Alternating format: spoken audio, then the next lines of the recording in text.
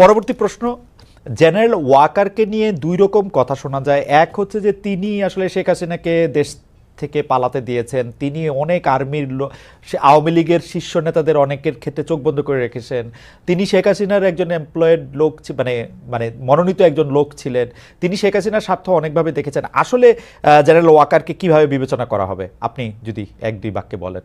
সামি, আপনাকে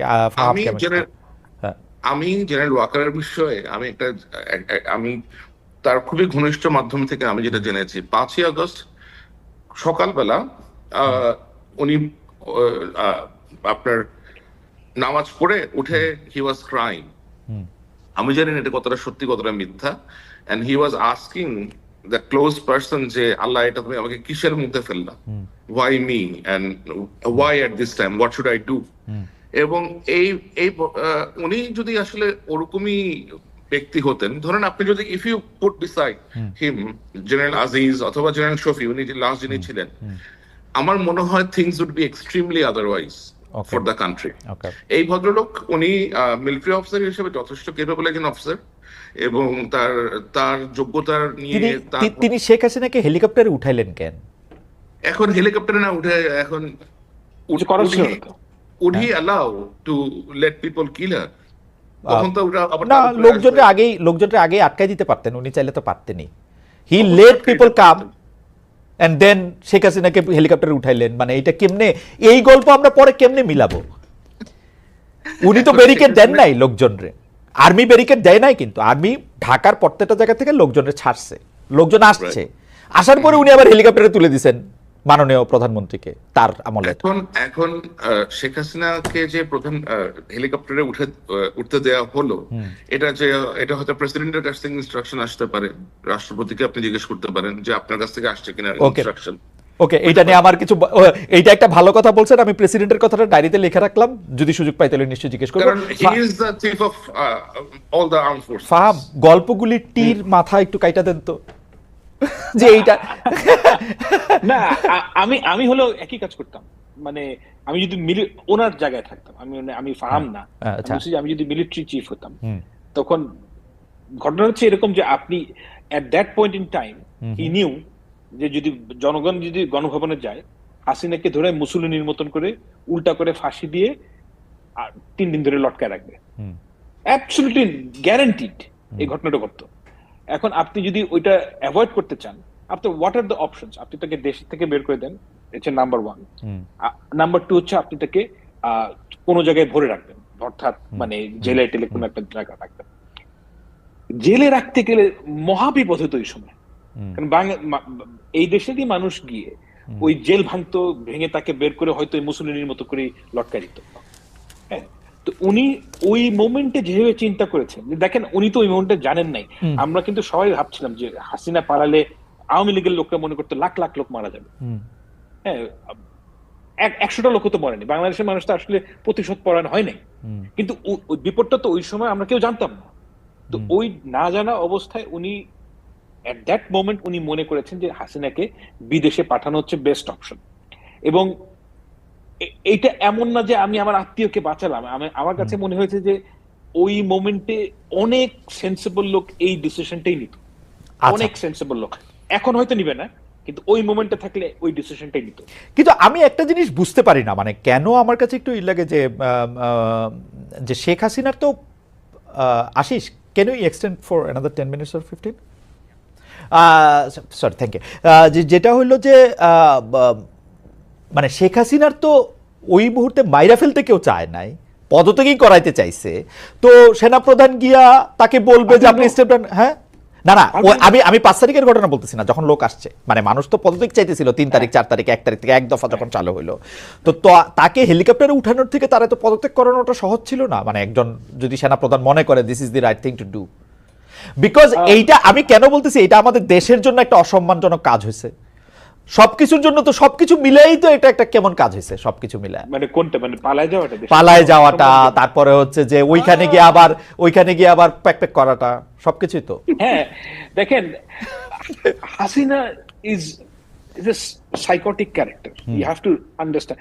আমার কাছে মনে হয় যে ওয়াকার সাহেব এটা জানেন যে হাসিনা হচ্ছে গিয়ে এমন একটা ক্যারেক্টার যে বিপদে পড়লে আপনার পা ধরে সালাম করবে, যেই বিপদ করে যে আপনার কল্লা কেটে দিবে। হ্যাঁ, তো এই যে এতটা অ্যাবসলিউটলি সে প্রচন্ড ভয়াবহ রকমের একটা মহিলা রে ভাই, আপনার ধারণা নাই কতটা pathetic. She is a complete psycho, মানে there is no doubt about so আপনারা দুজনেই বলতেছেন যে আপনারা দুজনেই বলতেছেন সাইকো, আপনি চিন্তা করেন ইলিয়াস আলীর মেয়েকে সে যখন মাথায় হাত রাখছে, she is in complete knowledge যে ইলিয়াস আলীকে হত্যা করা হয়েছে। এবং আমি আপনাকে গ্যারান্টি দিয়ে বলতে পারি, এই মুহূর্তে বলছি না, ব্যাখ্যা করছি না, তাকে ইলিয়াস আলী হত্যা হওয়ার পরের দিন গিয়ে জানানো হয়েছে যে ইলিয়াস আলীকে মারা হয়েছে। she knew it and yet সে তার কাঁধে গিয়ে হাত রাখছে।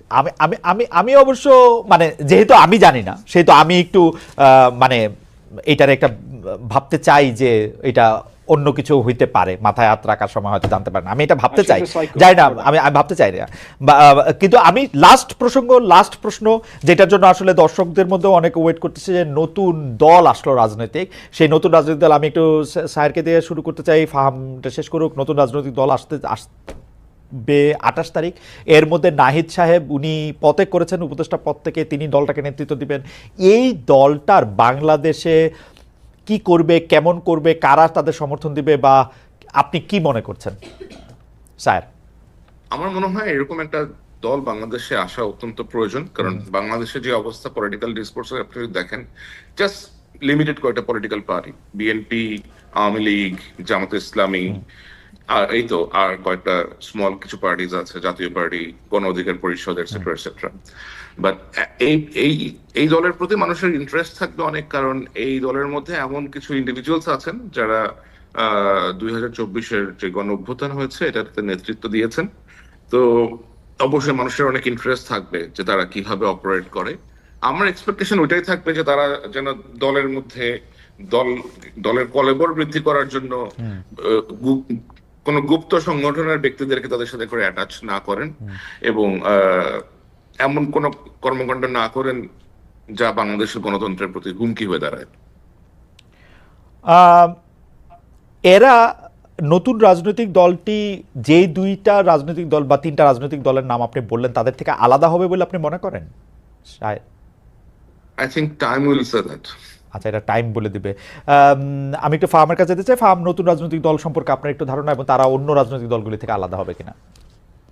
প্রথমে আমি একটা কথা বলি যে এই তরুণ যে ছাত্র নেতা, এরা আমার ভাই, আমি আই ফার্মলি বিলিভ ইট। এবং আমার সাথে নাহিদের যখন দেখা হয়েছে, I congratulated him, he told me যে this is going to happen. আমি তাদের সর্বাঙ্গীন মঙ্গল কামনা করি, এবং আমি পুরোপুরি মনে করি যে বাংলাদেশের জন্য এটা একটা খুবই জরুরি জিনিস। বাংলাদেশের যে পলিটিক্যাল বন্দোবস্ত, অর্থাৎ আওয়ামী লীগ চলে গেলে, আওয়ামী লীগ না থাকলে আওয়ামী লীগের যে ভোট, এটা দেওয়ার জন্য একটা প্রপার বিরোধী দল, অনেকগুলা সরকার মানে লেজিটিমেট কন্টেন্ডার থাকা উচিত, এবং সেই কন্টেন্ডার থাকার জন্য অনেকগুলো দল থাকলে ইটস গুড, হেলথি পলিটিক্স থাকা উচিত। এবং আমি তাদের সর্বাঙ্গীন ভালো জিনিস কামনা করি, it's truth. Now the question হচ্ছে যে তারা কি ধরনের পলিটিক্যাল পার্টি হবে। This is a very important question.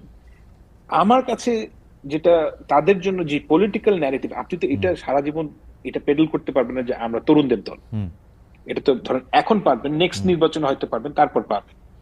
তো এটার জন্য কিছু পলিটিক্যাল প্রোগ্রাম থাকতে হবে, পলিটিক্যাল ন্যারেটিভ থাকতে হবে যেটা কন্ট্রাস্ট করে with BNP and Jamaat Islami. This is a very challenging area. মানে আপনি যদি এমন একটা পলিটিক্যাল পার্টির এমন একটা ফিলসফি নিয়ে আসেন যেটা বিএনপির সাথে ভীষণভাবে অ্যালাইন করে, তাহলে আপনার জন্য ওই পলিটিক্স নিয়ে মানুষের কাছে যাওয়াটা খুব খুব ডিফিকাল্ট হবে। মানে আপনি তো নাবাদী কাজ দিয়ে না, মানে পলিটিক্যাল ফিলসফি ঠিক করতে পারবেন। মানে আরেকটা ছোটদের বিএনপি হইলে খুব বেশি সুবিধা হবে না, বা ছোটদের জামাতে ইসলামী হইলে? ইয়েস, আমার কাছে মনে হয় সেন্টার লেফটে গেলে তাদের জন্য বেটার হবে। ছোটদের সিপিবি বা বড়দের সিপিবি? না, সেন্টার লেফট মানে আমি ঠিক মানে বামপন্থা হিসেবে বলি নাই। ও আচ্ছা আচ্ছা, এটা একটা আমি বলছি যাতে প্রোগ্রামগুলা, কারণ বাংলাদেশে আমি মনে করি না যে আওয়ামী লীগের যে ন্যারেটিভ, সেই ন্যারেটিভ যদি আপনি আনা শুরু করেন আপনি পলিটিক্সে টিকতে পারবেন। কিন্তু আপনার যে পলিটিক্যাল ইকোনমিক প্রোগ্রাম, সেই ক্ষেত্রে আপনি সেন্টার লেফটের পজিশন ধরলে কিন্তু এটার সফল হওয়ার সম্ভাবনা আছে। আচ্ছা, মানে লাস্ট মন্তব্য সেইটা হচ্ছে যে স্বামী, আওয়ামী লীগের নেরেটিভটা বিএনপি এখন বেশি করে বলতেছে, এটা মানুষজন একটা বলে। আর দুই নাম্বার কথা হচ্ছে যে এই বিএনপি এই তরুণ যে রাজনৈতিক দল হইতেছে তাদেরকে, তারপরে হচ্ছে গণ অধিকার পরিষদকে, নূর সাহেবের দলকে শেষমেশ নিয়ে 5টা 3টা 4টা 2টা দিয়ে একটা নির্বাচনী বলয় তৈরি হবে জামাত ইসলামকে বাদ দিয়ে, আর বাকি সবার মধ্যে। এইটা সম্ভাবনা আপনি কত দেখেন? আপনি একটু যদি 20-40 মিনিটে যদি একটু বলেন, এটা আমি ফাহাম থেকে একটা লাস্ট লাইন শুনবো এটা নিয়ে। বিএনপি, আওয়ামী লীগের নেগেটিভ বিএনপি বলে, এটা হচ্ছে আওয়ামী লীগের ন্যারেটিভ বিএনপি বলে, কারণ বিএনপির কথাবার্তা আওয়ামী লীগের থেকে বেশ ডিফারেন্ট। আমি like the way I have notice যে তারা ওদের বডি ল্যাঙ্গুয়েজ, টোন এবং অ্যাপ্রোচ ইজ ভেরি ডিফারেন্ট দেন আওয়ামী লীগ। আর ওরা অন্যদের সাথে কোনো রকম মোর্চা করবে কিনা অথবা যৌথভাবে নির্বাচন করবে কিনা, এগুলো সম্পূর্ণভাবে তাদের রাজনৈতিক ব্যাপার। লাইক আমি এই সমস্ত রাজনৈতিক ব্যাপারে মতামত প্রকাশ করতে খুব বেশি একটা কমফোর্টেবল না। ওকে, ঠিক আছে, তাহলে আমরা ফাহামকেই বলি যে ফাহাম, আসলে আওয়ামী লীগের নেগেটিভটা বিএনপি দিতেছে কিনা এখন? অনেকে বলতেছেন এটা। অ্যাবসলিউটলি না। আচ্ছা, মানে কোন ন্যারেটিভটা দিচ্ছে? এই যে বলতেছে 71 মুক্তিযুদ্ধ, আওয়ামী লীগ যেরকম করে কথা বলতো, ওইটাকে ভাঙা যাবে না, সংবিধান চেঞ্জ করা যাবে না, প্রেসিডেন্টকে সরানো যাবে না, বঙ্গবন্ধুর 32 নম্বর ভাঙা ঠিক হয় নাই, ইত্যাদি ইত্যাদি। আমার কাছে তো দেখেন, আপনি যদি একটা রেসপন্সিবল পলিটিক্যাল পার্টি হন, আপনি যে কোনো একটা জিনিস চাওয়ার আগে আপনাকে বুঝতে হবে how to deal with it. হ্যাঁ, আপনি